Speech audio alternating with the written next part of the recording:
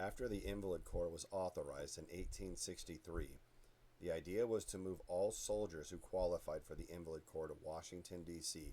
to be guards over the nation's capital and assistants in the hospitals. Men were transferred from all over the nation to now settle in D.C. as members of the Invalid Corps.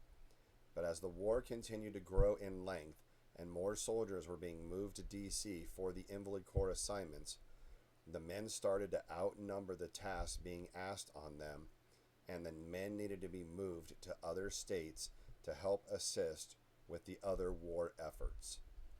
I will now use items from my collection to show areas where Invalid Corps companies and regiments had organized. Most men who met the requirements and were enlisted in the Invalid Corps were not from Washington, D.C. area and had to cross numerous state lines to organize in Washington, D.C.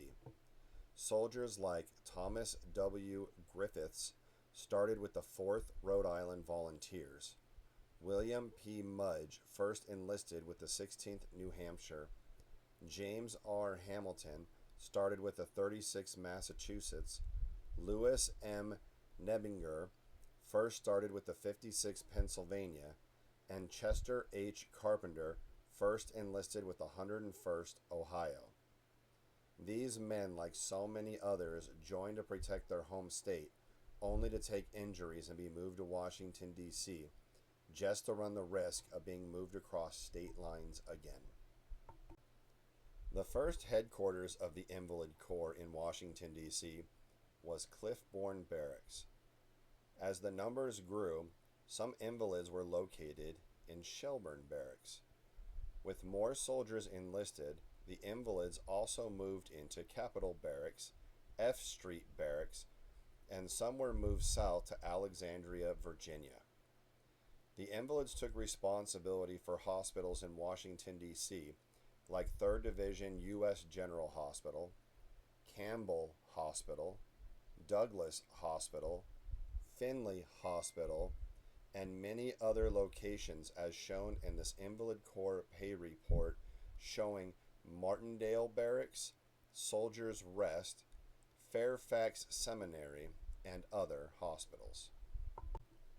As the Invalid Corps was showing to be useful and expanding, the men were being organized into states like Connecticut, where they set up headquarters, Illinois, where they manned both Rock Island Prisoner of War Camp and Camp Douglas Prisoner of War Camp, in Indiana, where they were stationed at Burnside Barracks.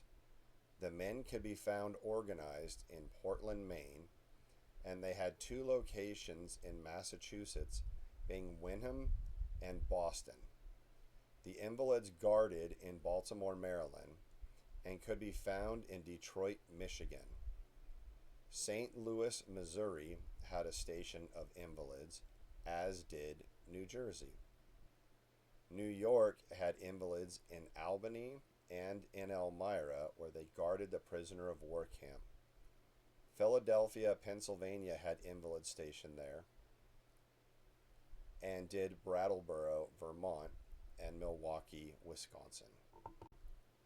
Areas I had covered are marked in red or green, and other areas the Invalid Corps organized in, but I personally do not have documents from, or I am not yet ready to release, are marked in blue.